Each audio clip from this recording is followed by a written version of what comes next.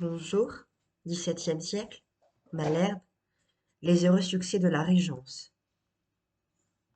L'ode à la reine-mère du roi sur les heureux succès de sa régence, en réalité, date du début de cette régence, septembre 1610. Malherbe invite la renommée à célébrer Marie de Médicis, puis, après avoir rappelé les craintes provoquées par la mort d'Henri IV, il chante les récentes victoires françaises en Allemagne.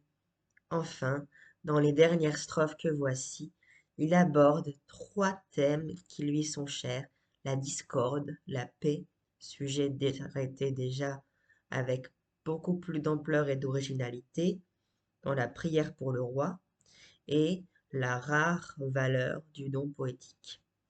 La strophe est le dizain d'octosyllabes fixé par Malherbe comme rythme de l'ode héroïque, avec quelques variantes dans l'agencement des rimes.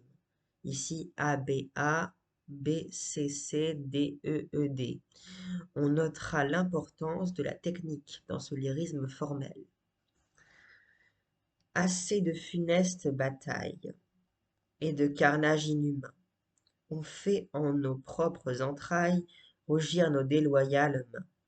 Donne ordre que, sous ton génie, se termine cette manie, et que las de perpétuer une si longue malveillance, nous employons notre vaillance ailleurs qu'à nous entretuer.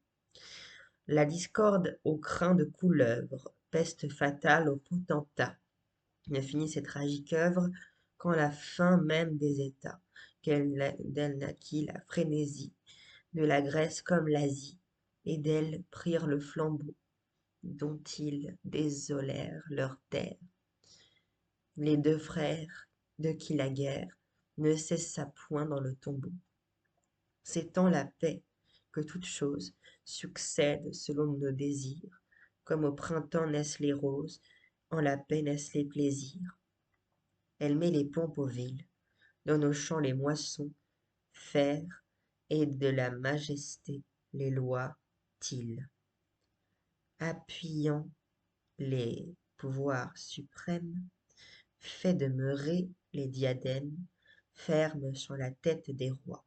Ce sera dessous cette égide qu'invincible de tous côtés, tu verras ces peuples sans bride obéir à tes volontés, et surmontant leur espérance, remettra en telle assurance leur salut qui fut déploré, que vivre au siècle de Marie, sans songer, sans mensonge et sans flatterie, sera vivre au siècle doré.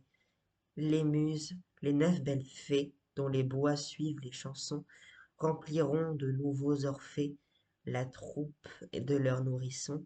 Tous leurs vœux seront de te plaire, et si ta faveur tutélaire fait signe de les avouer, jamais ne partit de leur veille rien qui se compare aux merveilles qu'elles feront pour te louer. En cette hautaine entreprise, commune à tous les beaux esprits, plus ardent qu'un athlète à Pise, je me ferai quitter le prix, et, quand j'aurai peint ton image, quiconque verra mon ouvrage avouera que Fontainebleau, le Louvre, ni les Tuileries, en leurs superbes galeries, n'ont point un si riche tableau.